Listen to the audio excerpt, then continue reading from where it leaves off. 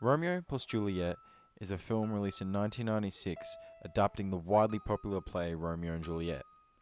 Directed by Baz Luhrmann, the film and his main goal was taking this very popular and beloved play from centuries ago and reimagining it as if the play was set in the 90s, aka the modern day.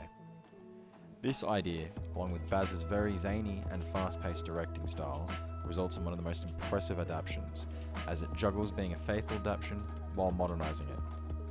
The film uses a variety of ways that benefit the narrative and how the technical codes make up those, with different audiences taking this film in different ways.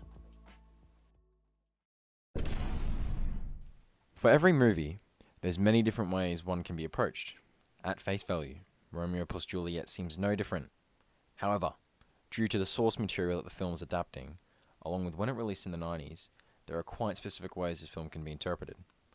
For people that are aware and have experienced the original play, Romeo plus Juliet's purpose to them is to see how Baz has translated the centuries-old play into a modern retelling. In this context, this audience is well aware of the story, along with its ending.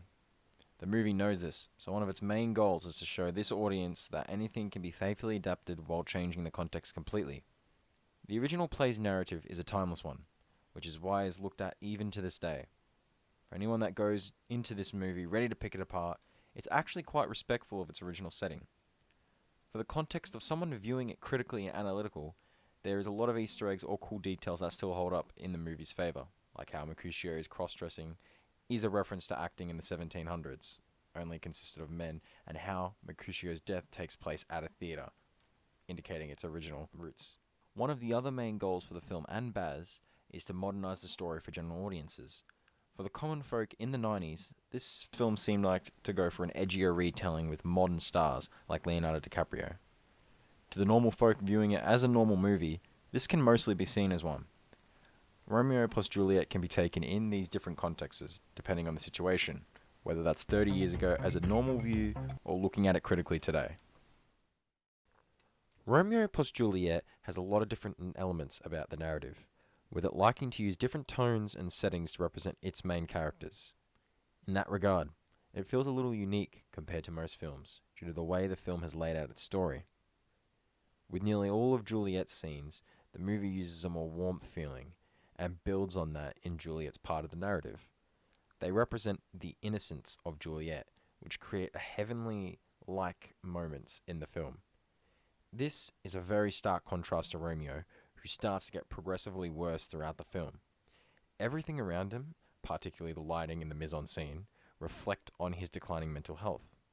He starts off different compared to the other Montagues, as he is one of the only members of the family not worried about the Capulets, instead choosing to stay away from the bloodshed. However, by the end, he has devolved to all of their level, going as far as killing Tybalt. Most scenes involving the other family members have fast-paced action scenes that sometimes feel like they come out of nowhere. They represent how much these families hate each other without question, and how they will drop everything for bloodshed against their enemies. This film manages its emotional moments by contrasting them with high-packed action that ends in bloodshed, with Juliet's moments contrasting this, and Romeo eventually going from Juliet's light-hearted tone to the rest of the family, aka bloodshed. Romeo plus Juliet uses a variety of different codes, things like editing, lighting, mise-en-scene, and others, that pretty much make up the narrative and any conventions present in the film. This film's use of colour is greatly used in specific ways, like Romeo and the rest of the Montagnese in general, representing blue, or how the Capulets are represented by the heavy use of red. Juliet has also used a lot of yellow and white surrounding her in some scenes, which are meant to be the realizations of heaven. These different colouring choices work well with Baz's colourful style, and give the characters meaning. In the party scene, which is the first time we see Romeo and Juliet actually interact, Juliet is specifically wearing an angel's outfit, which is meant to represent her being out of this world and heavenly looking to Romeo. Romeo, on the other hand, is wearing a knight's outfit, which to Juliet is like her knight finding her after being lost all her life. These costumes that they and the others wear at the party is like a manifestation of what they see in each other and themselves in a more stereotypical way. For the action set pieces, They all use guns and knives, but perceive them as swords anyway, with most, if not all, of the guns being painted and sculpted to feel like as if these guns are like reincarnations of swords. It uses this to help modernize the story further, with the prop work done to subvert the viewers in a different way. All of these use of codes, specifically the color or lighting, costume design, and prop work, help give Romeo plus Juliet different levels of interpretations for the many different people who have watched this film.